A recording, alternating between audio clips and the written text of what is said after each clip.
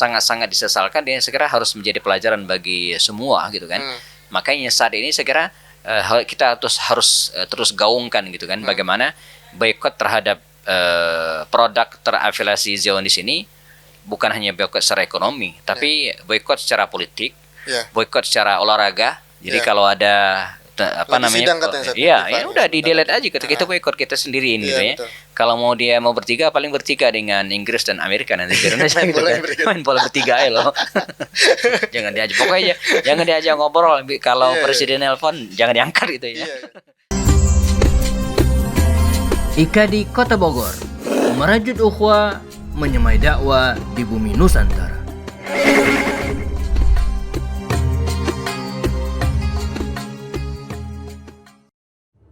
Bismillah, kita ketemu lagi di podcast IKADI bersama guru kita semua Ustadz Happy Andi Bastoni. Assalamualaikum warahmatullahi wabarakatuh Ustadz. Waalaikumsalam warahmatullahi wabarakatuh. Kefal Ustadz? Alhamdulillah. Masya Allah, Alhamdulillah. Masih sibuk umrah Ustadz? Jelang umrah. Jelang umrah ya. Kalau kita nih kan kerja aktivitasnya nunggu waktu sholat ya. Kalau Ustadz kayaknya aktivitasnya nunggu waktu umrah ya. Tugas negara. Tugas negara. Masya Allah. Tanggal berapa Ustadz? Akhir bulan Juli ya? Ya, setiap bulan ada. Setiap bulan, Masya Allah. Ini pengen ya kayaknya. Insya Allah. Tukeran tugas kita, Set. Boleh. Masya Allah. Kalau umroh ke Saudi nggak apa-apa tiap hari, Set ya. Ke tiap bulan ya. Asal jangan ke sebelahnya, Set ya. Kemana tuh? Ke Israel. Nggak masalah, ke Palestina justru dianjurkan. Kalau ke Palestina nggak masalah. Ke Al-Aqsa, Insya Allah. Dan memang kan nggak ada Israel ya. Kenapa? Not exist ya. Iya, nggak ada. Nggak ada sebenarnya ya. Nggak ada. Cuman kalau misalnya ke sana terus ketemu pejabatnya itu baru. Nah, ini baru masalah. Bermasalah. Nah, itu yang mau kita bahas, Ustaz. Jadi kan kemarin sempat ramai dan bahkan sampai sekarang masih ramai ya tentang ada 5 orang yang katanya mewakili sebuah lembaga gitu kan, sebuah lembaga terbesar ya, ormas terbesar di umat Islam di Indonesia. Nah, datang ke sana dan berkunjung dan salaman, bahkan ngobrol-ngobrol santai, bahkan terakhirnya tuh foto bareng ya, bareng sambil tersenyum gitu Sat. Nah, dengan alasan mereka diskusi untuk berusaha untuk mencari solusi perdamaian antara Israel dan Palestina. Nah, kalau gimana Sat pendapat Sat terkait hal itu? Saya kira ini udah dibahas banyak media ya, dan karena itu juga maka kita bahas ya. Kalau nggak ada yang bahas, nggak ada yang bahas. Bahwa semua orang menyayangkan, bahkan termasuk dari ormasnya sendiri ya, menyayangkan hal itu ya. Dan memang disayangkan pertama ya, mereka dianggap tidak ngerti peta geopolitik secara internasional ya. Jadi sekarang masalah Palestina itu bukan hanya masalah rakyat Palestina, bukan hanya masalah bangsa Arab, ya, bukan hanya masalah umat Islam, tapi ini sudah menjadi isu global internasional. Ya, karena yang terjadi di sana bukan perang, gitu ya, bukan perang antar agama, bukan ya, tapi sudah pembantaian, sudah puluhan ribu orang terbunuh gitu kan. Jadi sudah isunya, setahun bahkan ya. Isunya sudah isu kemanusiaan ya. Makanya benar kalau ada yang mengatakan peduli Palestina itu tidak harus Muslim, ya, cukup Anda menjadi manusia udah, ya. Jadi dia nggak tahu tuh, nggak ngerti yang beginian dianggap gitu kan. Jadi peta geopolitik sekarang bahwa dunia sekarang itu mengutuk Israel. Siapapun dia mengutuk yang punya nurani gitu ya. Jadi bukan hanya Muslim lagi. Nah, sementara dia datang kemudian ngopi-ngopi, kita bayangin itu kan, karena endingnya itu senyum ceria gitu ya, foto bareng. Ini alasan pertama ya. Kemudian alasan kedua mengapa netizen rame-rame menyayangkan adalah ini menyakiti perasaan umat ya.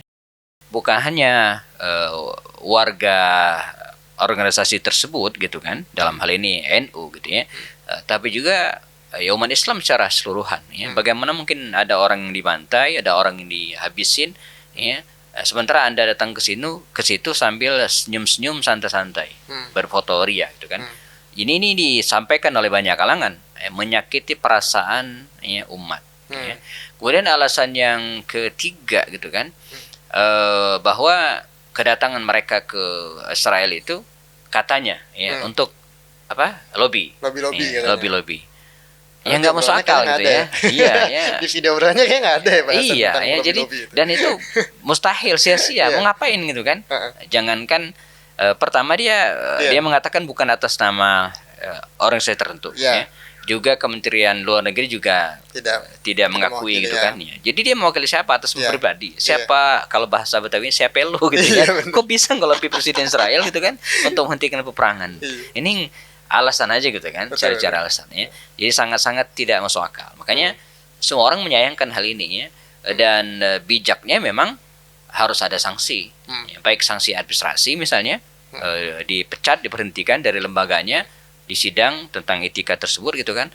Yang pasti sekarang dia sudah mendapatkan sanksi dari netizen gitu ya. Jadi semua orang mengutuk, ya semua orang tidak ada yang membenarkan perilaku tersebut gitu ya. Nah,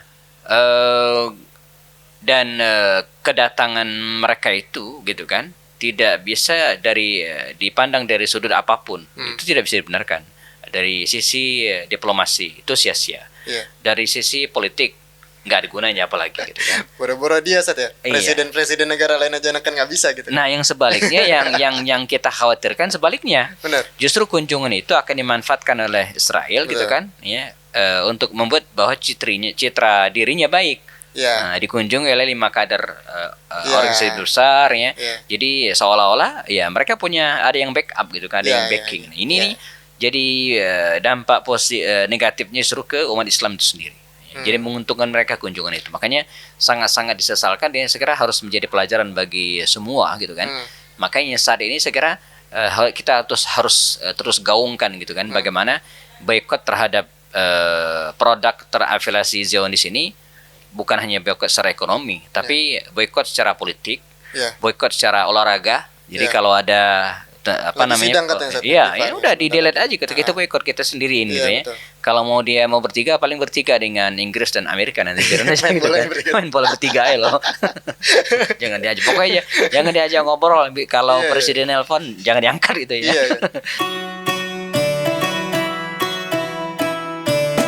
Assalamualaikum warahmatullahi wabarakatuh. Insyaallah Ika di Kota Bogor siap menemani hari-hari Anda dengan video-video inspiratif, tausiah dan penuh hikmah setiap hari menjelang berbuka puasa.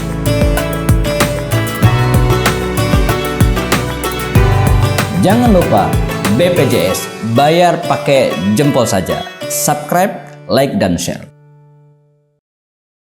Berarti kan gini Ustaz ya, harusnya seperti kayak ya FIFA kemarin nge-ban Israel gitu kan. Nge-ban Rusia dari semua match gara-gara Ukraina. Terus bahkan Olimpiade juga organisasi yang lainnya, bahkan pembalap orang Rusia itu nggak bisa balapan, atlet lain juga nggak bisa berpartisipasi membawa bendera Rusia. Harusnya kan dengan kondisi yang terjadi di Palestina hari ini gitu Ustaz ya. Yang dilakukan oleh Israel itu kan lebih parah daripada apa yang dilakukan oleh Rusia ke Ukraina gitu Ustaz. Nah, cuman dengan adanya kejadian kemarin, apakah itu juga termasuk gini, Sat? Apakah itu juga termasuk operasi perang pemikirannya Israel untuk supaya ini soalnya mereka citranya baik gitu dengan Iya, emang begitu. Jadi Israel itu sekarang dalam posisi demikian berusaha untuk mencari pendukung, ya, mengamankan posisinya, ya. Jadi semua orang akan dia datangin, ya, atau paling tidak dia undang, gitu kan, ya.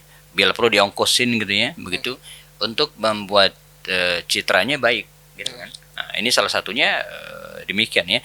Nah, sebaliknya apa yang dilakukan oleh kelima kader tersebut pasti akan membuat citra buruk ormasnya. Ya.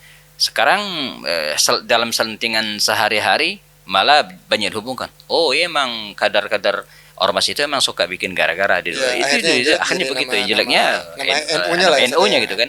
Padahal NU terhadap Palestina dari dulu jelas banget keberpihakannya. Syekh Hashim Asy'ari di tahun 38-an ya, waktu itu ya, ketika setelah perjanjian saya lupa ya, dia mengumumkan kepada seluruh warga NU dan seluruh cabangnya untuk melaksanakan kunut nazilah. Clear banget dukungan NU terhadap Palestina jelas. Kemudian di fase berikutnya mereka melakukan filantropi, penggalangan dana besar-besaran, walaupun waktu itu masih era penjajahan Belanda ya, sebelum merdeka, sempat dihalang-halangi oleh Belanda. Tapi bahkan dikisahkan mereka sempat di masjid-masjid di pesantren itu buka celengan, kan celengan gitu kan, celengan. khusus untuk dikirim ke Palestina. Hmm. Arti keberpihakan NU sebagai lembaga dan kemudian para pendirinya terhadap Palestina itu clear, jelas banget betul, gitu kan. betul. Nah, dengan adanya peristiwa ini maka rusak tuh citranya. Jadi ada kesan, wah kadang-kadang ada rumah yang suka bikin gara-gara, padahal itu kan cuma segelintir orang. Nah, ini nih ibaratnya karena nilai setitik rusak susu sekampung ya. Iya, betul. Bukan sebelanga lagi. Jadi yang rusak citranya tuh banyak, Set, ya. Iya. Pertama dari organisasi NU-nya gitu, Set, betul, ya. betul. Terus kedua dari umat Islam Indonesia paling tidak gitu kan, Indonesia. Dan kedua dari bangsa negara Indonesia juga, iya, Set, ya. iya, betul. Tiga itu ya, Set. Tiga itu. Nah, di sisi citra Israel justru dianggap baik gitu kan, Iya, dikunjungi oleh 5 kader. Jadi walaupun mereka mengaku di situ bukan utusan NU dalam hal ini, bahkan bukan utusan Indonesia, tapi mereka tidak bisa melepaskan baju itu. Ya, jadi pasti gitu kan, nggak mungkin dilepas gitu kan kedatangan mereka ke sekitar. Ya. Nah, menarik, Sat. Kalau kita cermati kan sekarang banyak tuh komen-komen entah buzzer kah atau apa yang ngebela mereka bahwa oh dulu Rasul juga pernah kok ngedatengin Yahudi, markas Yahudi gitu maksudnya. Iya. Nah, apa bedanya dengan ini? Nah, kira-kira gimana, Sat? Sat lebih ke pakar siro nih kalau melihat konteksnya Rasul dulu mendatangi markas Yahudi itu dengan mereka sekarang ini 5 orang ini. Ini menarik ya, karena ketika Nabi hijrah ke Madinah, salah satu sayap militer perlawanan yang betul-betul dihadapi oleh Rasulullah itu kan ada 5 ya. Pertama kafir Quraisy, ya. Kemudian yang kedua orang-orang munafik, Abdullah bin Ubay bin Salul kan kawan. Kemudian yang ketiga adalah kabilah-kabilah sekitar Makkah dan Madinah. Ya. Kemudian satu lagi ya ini orang-orang munafik, orang-orang Yahudi ini, itu kan Yahudi. Maka Nabi kan membuat perjanjian piagam Madinah tuh di Madinah ketika beliau datang ya. Nah, seiring dengan waktu sebagaimana kebiasaan mereka, Yahudi itu berkhianat. Misalnya setelah perang Badar berkhianat Yahudi Bani Qainuqa.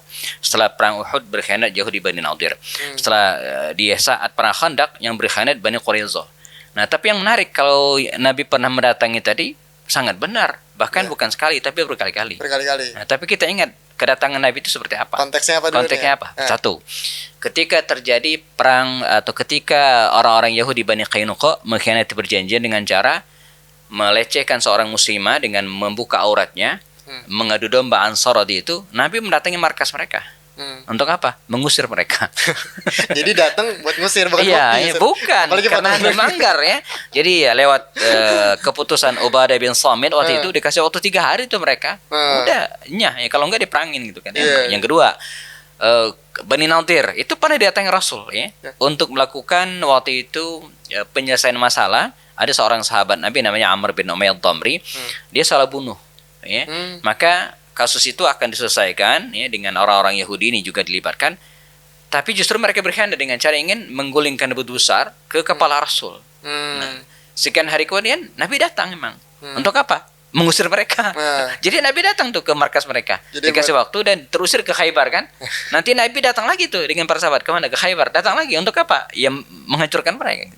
Jadi berkali-kali Nabi datang menemui orang Yahudi itu bukan untuk ngopi santai foto-foto enggak ya, tapi untuk memberikan pelajaran, sanksi. Bahkan Bani Quraidah itu keras sekali gitu kan. Bahkan kata malaikat kepada Rasulullah selepas perang Khandaq itu, ya Rasulullah ya, kan Nabi capek tuh perang sebulan dikepung oleh pasukan Ahzab. Pengen dong tidur siang. Bahkan malaikat Jibril pun tidak mengizinkan Nabi itu tidur siang. Ya, bayang saking harus segeranya gitu kan. Berangkat sekarang kata malaikat. Kami aja belum sayap gitu kan. Artinya belum istirahat. Sayapnya masih standby gitu ya. Dan berangkat siang itu juga. Bahkan Nabi mengatakan kepada pasukan Ali, ayo berangkatlah kalian dan jangan sholat asar kecuali di lokasi. Artinya nanti ada perbedaan pendapat. Artinya betul-betul dieksekusi dengan tegas oleh Rasulullah SAW ya, karena saat itu juga. Berarti ada hikmahnya juga, Sat, dari kisah ini, bahwa memang Yahudi itu dari dulu tipikalnya adalah selalu melanggar perjanjian ya. Artinya apapun. Jadi ada 2 karakter Yahudi dicatat sejarah itu. Pertama, mereka itu pengkhianat. Ya, khanullah khan Rasul. Mengkhianati Allah, mengkhianati Rasul ya. Jadi hari ini Allah mereka aja dikhianati dan Rasulnya gitu. Betul. Apalagi lu siapa? Iya, jadi hari ini mereka tanda tangan, besok langsung khianat gitu ya. Makanya Nabi cerdas. Nabi itu setiap kali membuat perjanjian dengan orang Yahudi selalu ada sanksinya. Ya. Kalau berkhianat sanksinya apa gitu kan. Nah, satu berkhianat, kemudian yang kedua pengecut. Nah, ini karakter orang Yahudi ya. Jadi kalau mereka perang itu selalu menggunakan tangan orang lain, ya, backup orang lain. Misalnya dalam perang Khandaq itu kan mereka menginisiasi, idenya itu semua dari mereka. Tapi ketika perang tak satu pun tentara mereka kirim. 10.000 tentara itu satu pun nggak ada orang. Berarti relate juga Sat ya dengan sekarang kan? Itu kan tentara yang sekarang banyak di Gaza itu kan banyak tentara-tentara kiriman dari Eropa. Kirimannya betul. Ada orang Inggris, betul, Amerika, betul. Dan mereka mengaku Yahudi itu bukan. Betul. Makanya mereka nggak berani. Badge-nya kan ada negara. Betul. Bendera negara mereka bawaannya. bukan Yahudinya itu. Benar. Mereka penakut ya. Bahkan di masa Nabi Musa kan mereka tinggal masuk ke Palestina itu, Al-Ardul Muqaddasah. Tapi apa kata mereka? Ya, fa inna fiha qauman jabbarin. Kami nggak mau masuk. Di dalamnya ada orang-orang sangar apa Nabi gitu Musa ya. Iya. Izhab anta wa rabbuk, pergilah engkau dengan Tuhanmu berperang ya. Kami duduk di sini nunggu. Ini kan konyol. Maka sampai meninggal Musa itu kan nggak bisa masuk ke Palestina. Nah, cuman dia berdoa supaya walaupun nggak bisa masuk, bisa melihat bumi yang dijanjikan itu. Makanya makam Nabi Musa itu kan dari makamnya itu bisa kelihatan Al-Aqsa gitu. Tapi nggak sempat masuk. Nah, setelah Musa meninggal, baru kemudian Nabi berikutnya yang bisa masuk, mengajak mereka masuk. Jadi memang begitu karakter orang-orang Yahudi harus kita pahami. Dan tidak ada kata diplomasi, kata damai. Mereka nggak kenal itu. Jadi kalau mereka minta damai, artinya mereka udah kalah. Sih, Masya Allah. Nah, terakhir Sat, kesimpulannya Sat, sebelum kita tutup podcast ini Sat. Nah, jadi bagi kita yang menghadapi orang-orang Israel ini, Yahudi ini, ya harus menggunakan berbagai cara emang ya. Jadi kalau ada mengatakan, Ustaz, apakah efektif boykot? Jangan hanya boykot gitu kan, tapi lakukan sesuai dengan kemampuan kita ya. Jadi yang bisa melakukan lobby-lobby tingkat internasional, silakan ya. Jadi makanya kalau saya misalnya presiden, saya akan telepon satu-satu tuh pimpinan negara-negara Arab. Ajak ngopi gitu kan. Nah sekarang kan ini JK kan hebat kan, dia datang ya, kemudian yang lain kumpulin tuh. Itu mereka negara-negara Arab itu kan takut karena mereka sendiri-sendiri. Betul. Coba kalau diajak ngopi bareng gitu kan, ajak ngobrol, wah. Kalau kita punya kekuatan politiknya, kalau kita punya dana ya salurkan dana. Betul. Kalau kita nggak punya apa-apa, pakai media sosial. Jadi video-video seperti ini di-share sebanyak mungkin. Karena itu yang bisa kita lakukan. Walaupun masih pakai punya mereka, nggak apa-apa gitu kan. Instagram kan punya mereka. Ya, orang lagi perang apa aja yang ketemu ya diambil gitu kan. Masa kita lagi perang itu, kemudian ada golok musuh jatuh, jangan diambil punya musuh, kan konyol jadinya gitu kan. Berarti menyebarkan pemahaman tentang Palestina itu juga bagian dari perjuangan kita ya, untuk memberikan pemahamannya baik kepada masyarakat. Mana yang benar dan mana yang salah. Masya Allah. Nah, syukuran Zat. Jadi begitu teman-teman ya. Boykot tuh salah satu partnya ya. Salah satu saja. Bukan segala-galanya boykot memang. Betul. Ya. Karena cuman boykot aja kalau nggak ada lobby-lobby politik, nggak ada apa? Nggak ada usaha yang lain. Pejuang dan sampai pada titik tertentu ya perang jihad dengan fisik gitu ya. Betul. Sesuai dengan kemampuan kita di Indonesia mungkin nggak bisa, tapi kalau berada di situ ya itu yang mereka lakukan. Jadi jangan nyalahin teman-teman kita yang lagi berperang. Jangan sampai udah di sini nggak ikut berjuang, nyalahin orang yang berjuang gitu. Itu yang mereka bisa lakukan. Nah kita yang berada di jauh beda lagi sesuai dengan kemampuan kita. Betul. Karena kita nggak bisa ikut ibaratnya ikut angkat senjata membebaskan di sana. Nggak bisa, nggak mungkin. Kita lakukan apa yang bisa lakukan kita di sini. Gitu, betul. Nah, begitu teman-teman. Jadi salah satunya adalah kayak kita podcast di sini itu bagian dari perjuangan kita untuk bagian edukasi. Mengedukasi dan mudah-mudahan nih jadi salah satu peran kita ibaratnya dalam membebaskan Palestina. Insyaallah. Baik, Ustaz, makasih banyak sudah hadir. Sampai ketemu di podcast IKADI berikutnya. Assalamualaikum warahmatullahi wabarakatuh. Assalamualaikum warahmatullahi wabarakatuh.